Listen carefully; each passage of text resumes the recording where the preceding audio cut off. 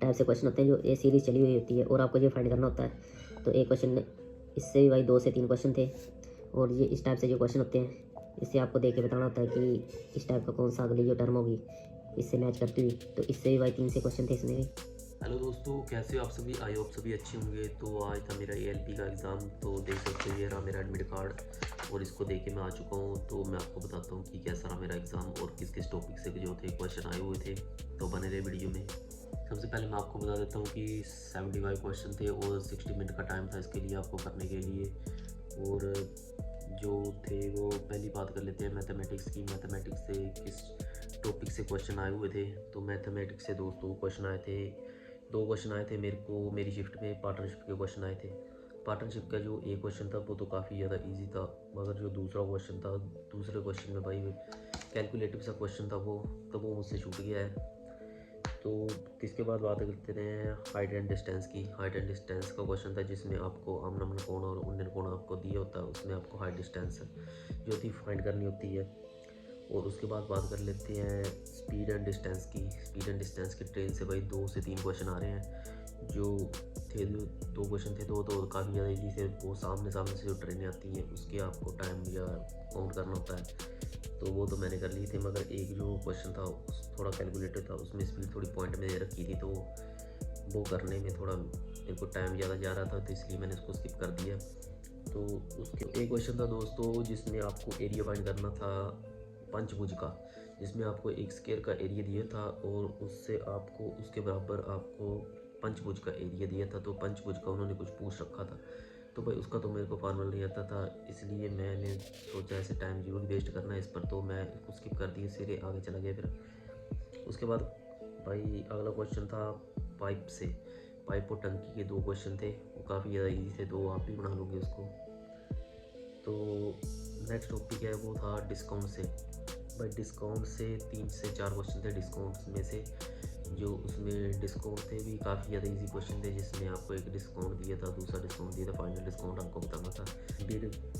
फिर बात तो भाई प्रॉफिट एंड लॉस की। प्रॉफिट एंड लॉस से भी भाई 2 क्वेश्चन थे, काफ़ी ज़्यादा इजी थे, वो भी आप बना लोगे उसको। फिर भाई एक क्वेश्चन था वॉलुक से। आपको एक सीरीज दी हुई थी, उसमें से आपको वॉलुक जो था वो फाइंड करना था, तो ये भी आपको बना सकते हो। तो अब बात कर लेते हैं भाई रीजनिंग की। भाई रीजनिंग की मैं आपको पेज पर ही बता देता हूँ कि रीजनिंग में आपको क्या क्या क्वेश्चन आए थे। पेज पर आपको अच्छे तरीके से समझाया जाएगा।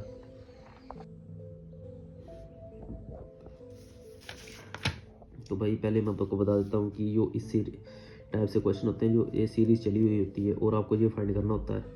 तो एक क्वेश्चन इससे भी भाई 2 से 3 क्वेश्चन थे और ये इस टाइप से जो क्वेश्चन होते हैं इससे आपको देख के बताना होता है कि इस टाइप का कौन सा अगली जो टर्म होगी इससे मैच करती हुई।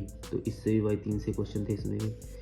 और ये सीरीज़ से भाई 1 से 2 क्वेश्चन थे इसमें भी। भाई सीटिंग अरेंजमेंट के बहुत ज़्यादा क्वेश्चन से 5 से 8 तक क्वेश्चन थे इसमें।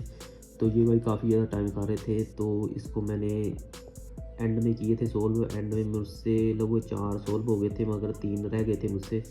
और जो भी विच वन ग्रेटर जो होता है, जो आपको 5 आदमी दिए होते हैं और जे ए इससे बड़ा है, बी उससे छोटा है, तो उस टाइप से क्वेश्चन थे।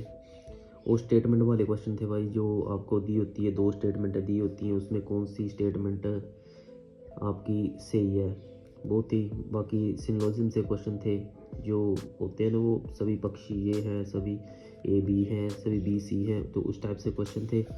और भाई सीरीज़ से क्वेश्चन थे, जो होते हैं ना कि कितने इसमें संख्या 2 से कितने सम संख्या के पहले 3 हैं या 4 हैं, कुछ इस टाइप से जो क्वेश्चन होते हैं वो उस टाइप से क्वेश्चन थे।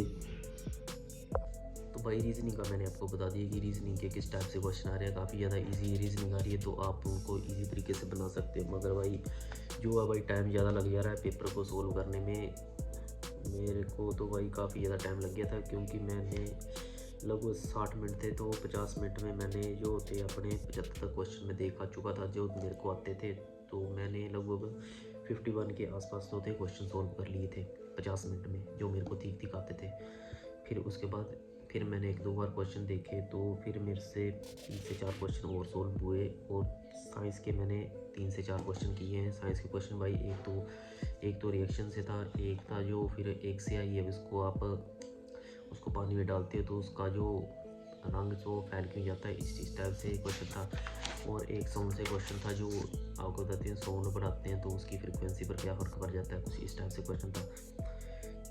तो यही था भाई। और जो तो भाई आप फोकस करो मैथ और रीजनिंग पर। मैथ और रीजनिंग जितनी ज़्यादा आप कैलकुलेशन कर सकते हो उसमें कैलकुलेट करो क्वेश्चन को, क्योंकि और भाई जितने ज़्यादा सही क्वेश्चन कर सकते हो उतने करो, क्योंकि भाई मेरा तो मेन फोकस तो इस एग्ज़ाम की तरफ था नहीं, क्योंकि मेरा अभी ये सब हेड कॉन्स्टेबल का एग्ज़ाम है तो मैं उसी की तैयारी करता हूँ। ये तो मेरा ITI कर रखी थी मैंने, अपना एग्ज़ाम भर रखा था तो मैं इस पेपर को देने चला गया और लगभग मैंने 57 तक के अटैम्प्ट किए हैं। तो जहाँ तक मेरे को लगता है कि 50+ का स्कोर तो होना चाहिए इसमें, क्योंकि जो मेरे को आता था वही मैंने किया है इसमें।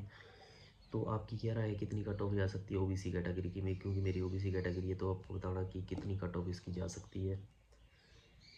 और भाई जाते जाते मैं आपको एंड में एक जानकारी देता हूँ, क्योंकि जो सीटिंग अरेंजमेंट वाले क्वेश्चन है तो काफ़ी ज़्यादा उसमें टाइम लग रहा है, क्योंकि काफ़ी लंबी लंबी स्टेटमेंट है उसकी। तो आप भी कोशिश करना कि उसको एंड में करना क्योंकि जो फिर स्टार्टिंग में क्वेश्चन है वो सीटिंग अरेंजमेंट के हैं, जो 20 से लेके 35 तक क्वेश्चन है, तो उसमें ज़्यादा टाइम आप दे दोगे तो आगे जाके आपको दिक्कत हो जाएगी, क्योंकि आगे फिर जो आगे क्वेश्चन है वो ईजी है तो उसको आप पहले कर लो तो आपके लिए बेटर रहेगा वो।